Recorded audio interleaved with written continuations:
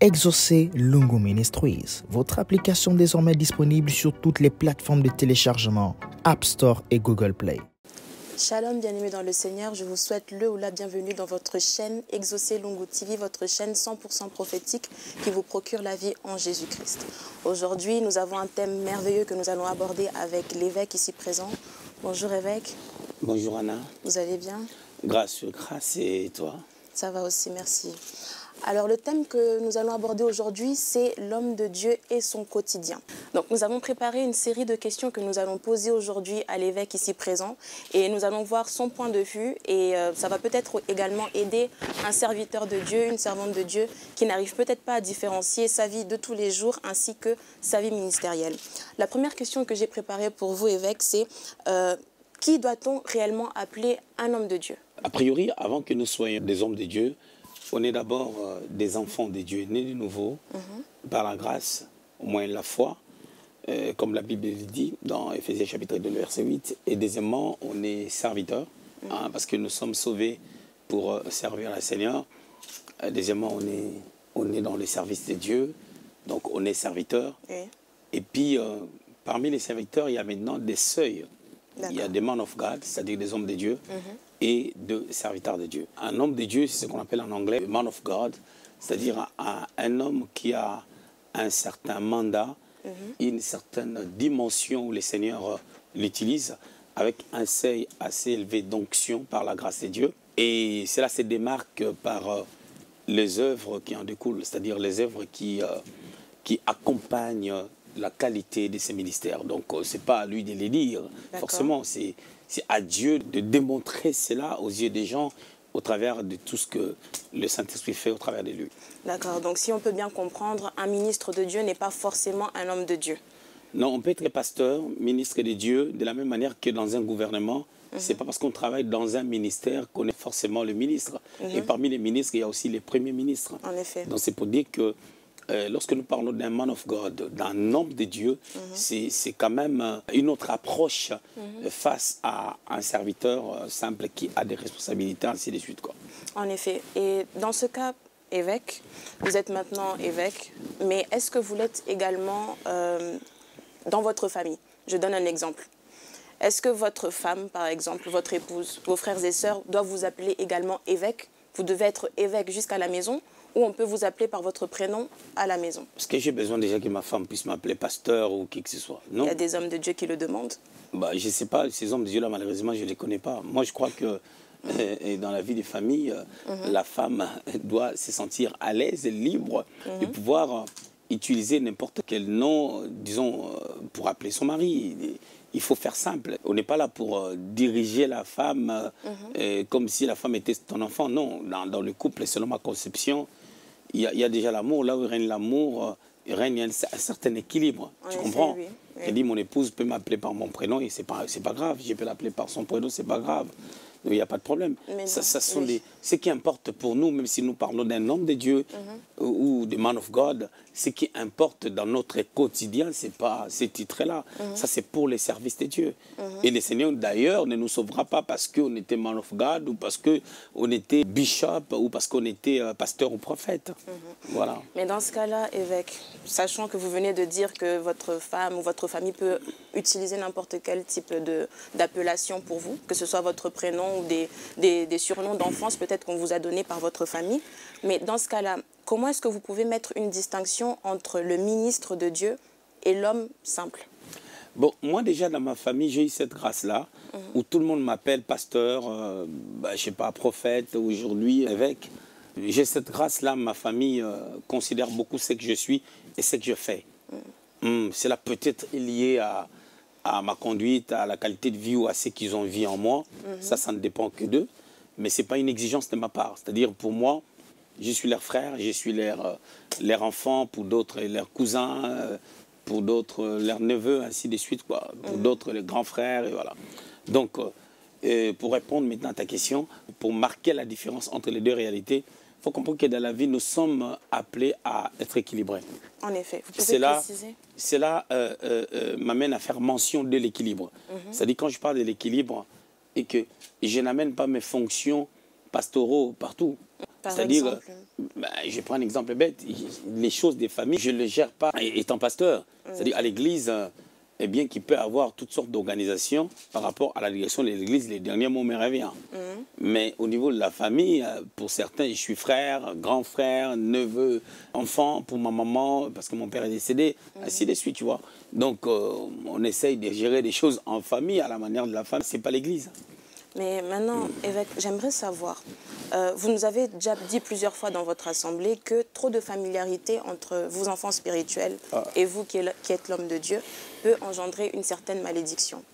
Maintenant, ma question est la suivante. L'homme de Dieu qui a des enfants biologiques, est-ce que une certaine familiarité qui peut engendrer, par exemple, un côté très à l'aise de l'enfant avec son père, qui peut aller toucher presque au manque de respect, est-ce que ça peut également apporter une malédiction dans la vie de cette personne, tout comme un enfant spirituel? Le problème déjà qui est là est que même un parent normal qui n'est pas pasteur, il doit à la fois se familiariser avec ses enfants et à la fois avoir la place du père pour éduquer les enfants. Déjà, pour éduquer, des fois il faut s'imposer. Pour éduquer, il faut des fois donner l'amour.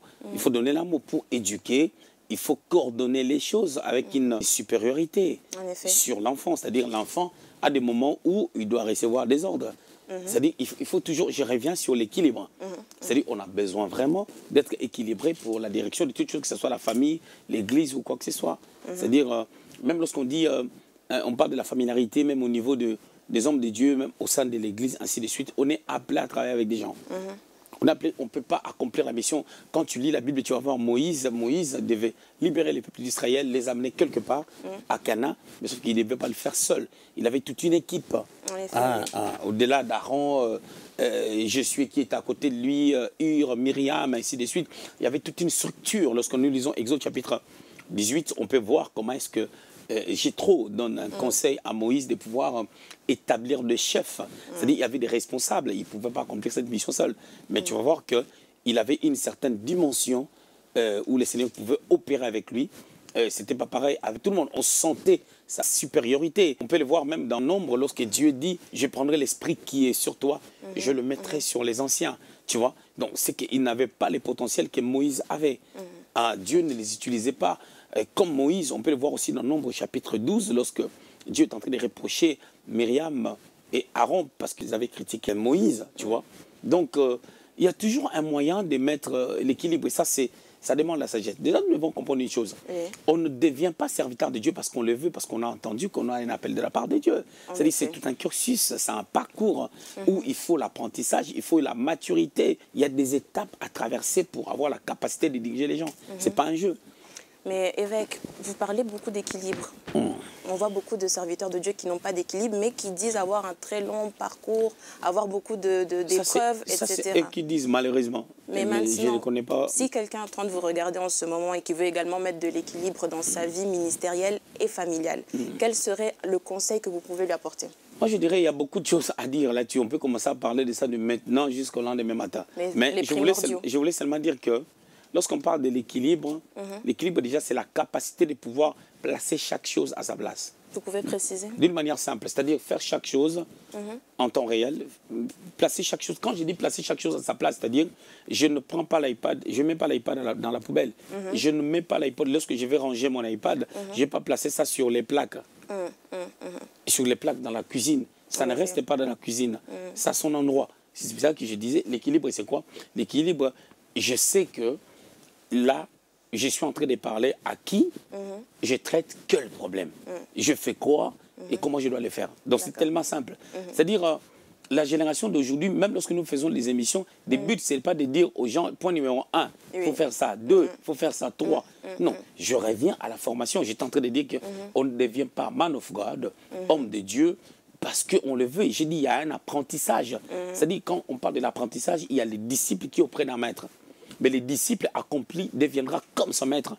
C'est-à-dire, pour que les disciples deviennent comme son maître, il doit être accompli. Mais pour que le disciple soit accompli, il a besoin de traverser des étapes selon la nomenclature du maître par rapport à son cursus étant disciple. C'est ça qui va lui permettre d'atteindre un seuil qui lui permettra, selon son appel, s'il en a, de devenir père ou de devenir maître ou de devenir dirigeant ou responsable. C'est tout un parcours. Mais sauf que les parcours ne se ressemblent pas forcément. En effet. Voilà. C'est-à-dire, si on peut rester là pour énumérer tous les parcours, il y en a plusieurs. C'est pratiquement impossible même. Mais en tant qu'homme de Dieu, comment est-ce que vous arrivez à séparer vos temps ministériels au temps de repos, par exemple, familial? Vous avez parlé, c'est vrai, d'équilibre. Mais par exemple, on vous voit tous les jours presque à l'église. Comment est-ce que vous faites dans votre vie quotidienne pour passer du temps en famille également? Est-ce que vous trouvez ce temps-là ou c'est compliqué pour vous? Bon, déjà, moi, je ne viens pas à l'église tous les jours. Ça, c'est déjà... Tous les hommes sur la terre travaillent 5 jours sur 7. Je parle d'une manière générale. Il y a des gens qui font 6 sur 7, machin, tout ça, je ne parle pas de ça. C'est-à-dire, moi, je viens au bureau de dimanche à jeudi. C'est là où je viens à l'église. C'est-à-dire, lorsque je viens les dimanches, je viens pour le culte. En effet. Parce que je viens lundi, je viens pour travailler. Il y a un côté administratif, il y a un côté spirituel. Sauf que le lundi, particulièrement, je suis plus dans l'administration que dans tout ce qui est Bible. Le mardi, je viens plus pour tout ce qui est Bible, parce qu'il y a des choses que je prépare, des enseignements, des cours pour l'école biblique, ainsi de suite et tout. Ça son jour. Voilà. Donc le mercredi, il m'arrive de travailler du matin jusqu'à 16h, 16h30. Des fois, je travaille que l'après-midi. Le mercredi, je peux faire des émissions, par exemple. Et puis, le jeudi, pareil, et je les quitte le soir. Le vendredi, le samedi, je ne fais rien, je suis à la maison. Quelqu'un ne peut pas prendre rendez-vous avec moi pour me voir le vendredi ou le samedi. Ce sont mes jours de repos. Ce sont des jours où je suis à la maison, c'est privé, je fais ce que je veux de mes journées. Donc, j'ai des jours où je prends des rendez-vous pour recevoir les gens, c'est les mardis. Et 2 fois, s'il y a plusieurs personnes, le jeudi. En effet. Donc, c'est-à-dire tout est structuré, tout est organisé. C'est-à-dire pour prendre un rendez-vous avec moi, il faut passer par le secrétariat. C'est-à-dire, il y a une secrétaire qui s'occupe des rendez-vous, donc tout est structuré. C'est-à-dire, je sais à quelle heure je suis au bureau, à quelle heure je ne suis pas au bureau. Sachant que les mardis et les jeudis, on a aussi culte. Donc, je reste pour les cultes. En effet. Donc, les cultes finissent à 20h30 par là, je peux quitter l'église à 21h. Mais le lundi et le mercredi, nous n'avons pas culte, donc je quitte les bureaux tôt. Et quand je suis à la maison, on ne m'appelle pas au-delà d'une certaine heure. C'est-à-dire, après 21h30, c'est mort. C'est mort déjà parce qu'il faut qu'il y ait une urgence. Mais les enfants de la maison savent, s'il y a vraiment un problème, je suis pasteur, je peux aller prier pour un cas, je peux aller prier pour une situation, on peut m'envoyer un message que non, papa, nous avons telle situation. C'est pas grave, je peux me déplacer. Ça devient une urgence. Si moi je peux faire quelque chose, je le fais. Si je ne peux pas faire quelque chose, il y a toute une organisation. Il y a les bergers Eric, il y a les autres qui peuvent faire quelque chose. Donc, il m'arrive de rester à la maison, je ne fais rien, je suis en train de regarder la télé. Vous regardez aussi la télé? Mais bien sûr. Que regardez-vous à la télé, par exemple? Qu'est-ce que je regarde à la télé? Les personnes peuvent être étonnées que l'évêque exaucé aussi regarde la télé. J'aime le catch. J'aime le catch américain. Ah bon? J'aime les catch américains, là on donne des coups, tout ça. Et voilà, je regarde, ça me distrait, je rigole. C'est un passe-temps? Ouais, ça fait passer le temps. Et voilà, j'ai pas mal de choses que je regarde. Je regarde les anciennes émissions politiques, pas la politique actuelle. Je regarde des vieilles histoires sur YouTube, on parle des politiciens, des anciens politiciens, Jacques Chirac, Mobutu, machin. Et je regarde aussi des fois quelques rencontres présidentielles et tout, je regarde. D'accord. Je regarde. Donc l'évêque exaucé ne regarde pas simplement des émissions chrétiennes à la télé. Il regarde aussi le catch. Je regarde le président Fatih Béton, je regarde. Il y a des choses que je regarde. Je regarde tout ce qui est lié au procès. J'aime les procès. J'aime regarder des procès et tout. Et je regarde les catch. Est-ce qu'il vous arrive de partir en vacances? De temps en temps, oui. Sincèrement, ces derniers temps, ces 3 dernières années, j'ai eu beaucoup de travail. De nature. Hein. Oui. Je ne suis pas touriste. Moi, je peux me reposer, je suis à la maison. Vous êtes plutôt casanier. Avant, on partait beaucoup en Suisse, en Belgique, et pas pour pêcher. Pour des vacances. On partait comme ça pendant quelques jours où on ne fait rien et on le faisait. C'est un style de vie qu'on va bientôt reprendre parce qu'on a remarqué qu'on a donné le meilleur de nous-mêmes, ce qu'on pouvait donner. On a travaillé d'arrache-pied et puis les enfants de Dieu commencent à beaucoup grandir et à prendre des responsabilités en main. Et nous croyons que ça va nous permettre aussi de commencer à se reposer timidement. Mais sincèrement, on a beaucoup travaillé. Les 3 dernières années, on a beaucoup travaillé, on n'a pas bougé. On n'a pas profité de notre vie et tout. Mais avant, c'était quand même fréquent. Mais les 3-4 dernières années, là, c'était chaud. En plus, quand on est tombé sur la pandémie, j'ai prêché pendant 2 ans, seul. Et voilà. Mais ce sont des choses qui vont reprendre avec le temps. Qui vont reprendre avec le temps. Je prends le temps de temps en temps de se reposer. Moi, quand je me repose, quand je dors dans la journée, tu ne peux pas m'avoir. C'est impossible. D'accord. C'est impossible. C'est-à-dire, quand je dors dans la journée, on ne me réveille pas. Mon téléphone est coupé. C'est-à-dire, je vais voir les appels en absence, j'enlève la sonnerie, j'enlève les vibreurs. Déjà, mon téléphone ne sonne jamais. D'accord. J'enlève les vibreurs, je dors. Quand je dors dans la journée, je dors dans la journée. C'est-à-dire, il m'arrive quand je viens au bureau, quand j'ai culte les jeudis, par exemple, je vais me reposer pendant 30 minutes. Entre 16h30 et 17h, je me repose et tout. C'est bon, tu vois, même quand quelqu'un vient à l'église, il va sentir que l'atmosphère est calme. Même les gens qui travaillent à l'administration, la première des choses qu'ils vont te dire, ils dorment. C'est vraiment très enrichissant parce que beaucoup de personnes, par exemple, ne savent pas faire la part des choses. Et quand on entend que l'évêque exaucé aussi regarde la télé, il part aussi en vacances, il se repose aussi beaucoup, c'est quelque chose qui peut être un plus pour quelqu'un qui s'inspire, par exemple, de votre vie quotidienne. Maintenant, j'aimerais vous demander, évêque, on aimerait savoir, est-ce qu'en tant qu'homme de Dieu, vous pouvez fréquenter certains lieux publics? Je précise, des mariages, des fêtes, des cérémonies, ou est-ce qu'en tant qu'homme de Dieu, vous devez toujours rester en retrait à cause de votre statut d'homme de Dieu? Bon, pourquoi pas? On a des familles, on a des frères et sœurs, on a en gros, on a la famille. Voilà, il y a des choses qui sont naturelles. Mais sauf que tout dépend des responsabilités que nous avons. Après, il arrive des fois, j'ai un programme, un exemple bête. J'ai un mariage en Suisse où je dois y aller un certain vendredi pour être là-bas. Moi, je dois signer un contrat le vendredi à 17h. C'est mort. C'est mort parce que j'ai des contrats à signer, j'ai des choses que j'ai fait au-delà d'être pasteur au ministère des dieux. J'ai beaucoup de choses qui entourent mon ministère. Donc seulement en cas d'occupation, j'ai des urgences. C'est-à-dire, des fois par rapport aux urgences, je vais donner un exemple bête. Il y a une de mes sœurs, ma cousine, qui avait, disons, la fille de son mari, sa fille. J'avais bien la volonté de partir. Mais sauf que je devais conduire pendant 4 heures. D'accord. Je devais conduire pendant 4 heures et moi, j'étais très chargé. J'ai des fois des urgences, des imprévus, des choses imprévues où tu sens que je suis cassé. Et si les dimanches, je dois prêcher dans des cultes, des fois, ça m'empêche. Mais sauf que c'est naturel, on a des choses à faire. Mais il faut comprendre que, ça je vais dire vraiment aux hommes de Dieu, aux serviteurs de Dieu, à ceux-là qui ont un appel, même s'ils ne sont pas encore devenus man of God, les gens qui ont un parcours avec le Seigneur, il faut comprendre que nous sommes des prisonniers de Christ, comme Paul le dit. Notre vie ne dépend plus de nous. Notre vie dépend de Dieu. C'est-à-dire, sur 10 endroits, 10 mariages où je peux y aller, tu me verras peut-être dans 2. Pas parce que je ne vais pas parce que je vais me donner une certaine place ou une certaine honneur et tout, non.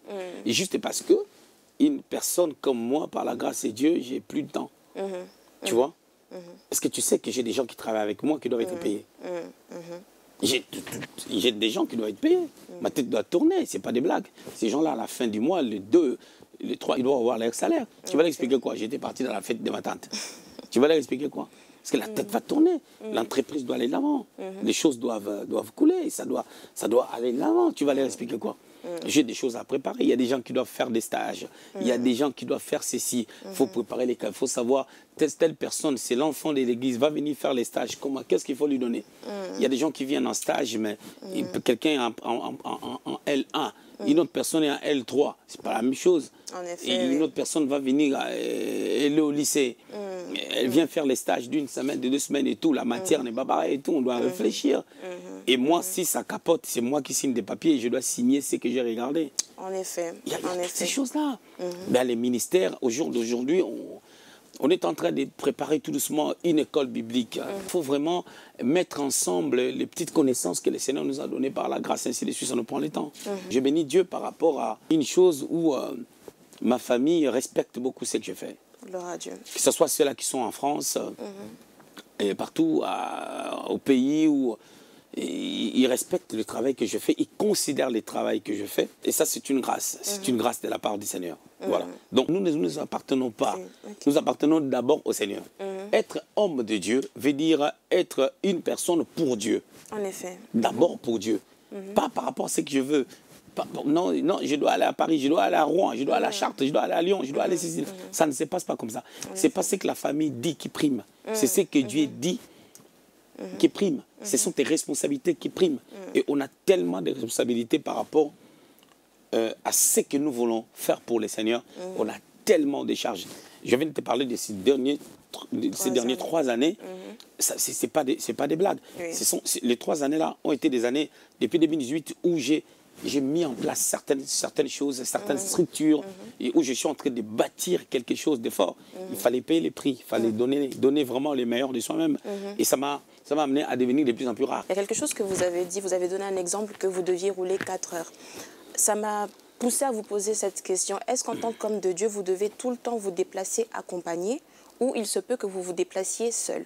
Alors, lorsque j'ai dit que je devais rouler 4 heures, c'est parce que c'était un endroit où je pars avec ma femme et que moi, je dois conduire. C'est-à-dire, elle est devant, elle est à côté, c'est moi qui dois conduire. Mais quand je voyage dans le cadre ministériel, j'ai toujours une équipe, toujours. Je voyage avec une équipe depuis quasiment une dizaine d'années, depuis 10 ans. Depuis 2011, je voyage avec une équipe. Et pourquoi? Juste parce que j'ai besoin de ces gens-là. Chaque personne a son rôle à jouer à côté de moi. C'est-à-dire, plus on avance avec les seigneurs, plus les responsabilités s'accroissent. Et on ne travaille plus comme on travaillait avant. C'est naturel. C'est toute une structure. Les gens ont la facilité d'accepter un ministre du monde qui doit se déplacer en délégation, mais les gens ne veulent pas accepter qu'un pasteur, étant ministre de Dieu, se déplace en délégation pendant que ce n'est pas eux qui vont payer l'hôtel de ces gens-là qui vont se déplacer avec lui. Soyons gentils quand même. En effet, en effet. Moi, je peux voyager, je chante. Je peux avoir besoin de mon claviériste. Je peux avoir besoin de 2 chantres comme ça là qui doivent chanter avec moi. Je peux avoir besoin de quelqu'un qui doit conduire parce que je dois aller prêcher, par exemple, pendant 4 heures. Il faut que j'ai l'un de mes fils qui conduit la voiture pour que je ne sois pas trop fatigué. Je peux avoir besoin de quelqu'un, on met des affaires dans la valise, une personne qui doit repasser. Entre-temps, moi, je m'occupe de la lecture de la Bible et de la prière. C'est ce genre de personnes que nous avons besoin. Et puis, ça va au-delà, il y a pas mal de choses. Là, je suis en train de faire agrandir un peu l'ossature des choses. Il y aura des choses que je ferai après. J'aurai besoin, je voyage comme ça, j'ai ma rédactrice, j'ai mon interprète, ainsi de suite. Parce qu'il y a des choses que je vais donner, ça ne peut pas être live. J'aimerais que ça soit écrit directement, que ça sorte comme un livre. On doit écrire directement. Donc, il y a beaucoup de choses, il y a toute une structure. Voilà. Évêque, j'ai une autre question à vous poser. Étant avec vos fils et filles dans le ministère, parce que nous voyons vraiment que la structure de votre église est vraiment une structure de fils et de filles. Maintenant, est-ce qu'un fils ou une fille spirituelle peut appeler son père par son titre ministériel? Est-ce que c'est une obligation?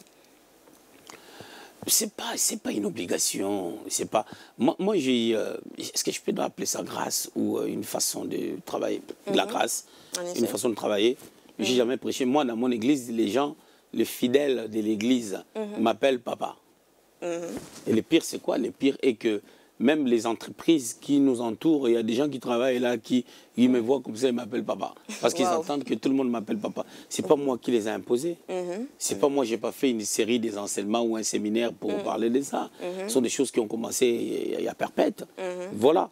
C'est notre façon de fonctionner. Tu vois? Nous avons notre façon de fonctionner. Nous avons notre style. C'est-à-dire, nous, on n'est pas des Congo où ma fille spirituelle va m'écrire sur Facebook un commentaire. Il dit, mon papa d'amour, je t'aime beaucoup. On n'est pas des Congo pour dire, après moi, je zappe ça et tout. Mais je réponds, ma fille d'amour, je t'aime beaucoup, que Dieu te bénisse. Tu comprends? On a cette façon de travailler. On a cette façon d'être. C'est une famille. En effet. Moi, j'essaye de bâtir une famille. Tu vois, j'essaye de bâtir une famille. On n'est peut-être pas encore arrivé, mais on croit qu'avec le Seigneur, on y arrivera. On est en train de bâtir une famille. Quand je dis on bâtit une famille, ça ne veut pas dire que dans une famille, il ne manque pas de problèmes. Non. En effet. Et ici, dans nos familles, il y a des problèmes, des fois pires. Et à l'église, c'est normal, même à l'église primitive, on pouvait avoir la présence des problèmes. Oui. Si vous lisez Actes chapitre 6, vous allez voir que non, les hellénistes ne s'entendaient pas avec les juifs. Donc, il y avait un problème, c'est là où on a instauré le diaconat. Voilà. Mais on va beaucoup, vous parlez souvent de la culture occidentale. Vous dites souvent que vous trouvez qu'il y a souvent une très grande différence par rapport au respect du sacré et de l'homme de Dieu. On voit certaines personnes, certaines églises, certains fonctionnements, peut-être qu'il n'est pas le cas de votre assemblée, où les fidèles peuvent appeler le pasteur par leur prénom. Alors que pensez-vous de cette manière-là de faire? Moi, je dirais, je ne l'encourage pas. Pourquoi? Parce que ce n'est pas biblique. Paul, apôtre du Seigneur, ok, appelé par Jésus-Christ, machin. Il faut lire les épîtres de Paul.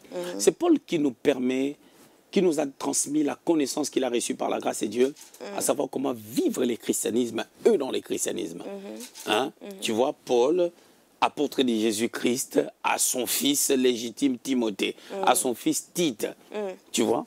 Donc, il est tenté de mettre l'emphase sur la paternité, il met l'emphase sur le côté fils que Timothée avait ou tant d'autres disciples. Tu comprends? Cela veut dire qu'un pasteur reste un pasteur. Donc, c'est pour ça que quand nous partons à l'église catholique, Monseigneur reste un Monseigneur. Donc, Monsieur l'abbé reste Monsieur l'abbé. Donc, tu vois le respect que nous avons lorsqu'on entre à l'église catholique. Le respect, même ta démarche change. Tu sais, c'est rare de voir les filles qui dandinent lorsqu'elles marchent, qui se jettent de gauche à droite. À l'église catholique, elles ne se jettent pas. Elles retournent à leur vieille démarche. Ah, la manière dont elles étaient nées. Pourquoi? C'est juste la présence de toges, la présence de toges et de la façon de faire. On dit père. Dans l'église catholique, c'est ça. C'est-à-dire, le monsieur avait les curés, il est père, père Jean. Ah, nous, on avait père Jean, père Jean. Tu vois cette ossature-là? J'aime bien ces formats-là. J'aime bien cette présentation que je vois chez les catholiques, j'apprécie. Hein, ça impose du respect. Tu sais, on reconnaît... Les gens disent que l'habit ne fait pas les moines, mais on reconnaît les moines par l'habit. Tu comprends? C'est-à-dire l'ossature des choses. C'est pour ça que le Seigneur lui-même, il avait une robe sans couture. Pourquoi sans couture? Mais à votre avis, pourquoi est-ce que les personnes peuvent respecter plus l'Église catholique que nos assemblées évangéliques? C'est ça que je suis en train de dire. C'est le sérieux qu'ils mettent. D'accord. Tu comprends? C'est le sérieux qu'ils mettent. Hein, permets-moi de le dire un peu librement. Oui. Quand tu viens dans notre église, il y a des choses, tu vas adhérer. Pouvez-vous nous donner certains exemples? Certains exemples? Oui. Tu viens d'arriver les premiers jours, tu veux à tout prix avoir les rendez-vous avec les pasteurs, ça ne se passera pas comme toi tu veux. Il y a une structure dans cette église, tu vas adhérer à la structure. D'accord. Tu vois? Il y a toute une structure, il y a les bergeries, il a son bureau, il reçoit des gens. Les premiers contacts se font toujours avec lui. En effet, oui. Ainsi de suite, quoi. Il y a toute une organisation.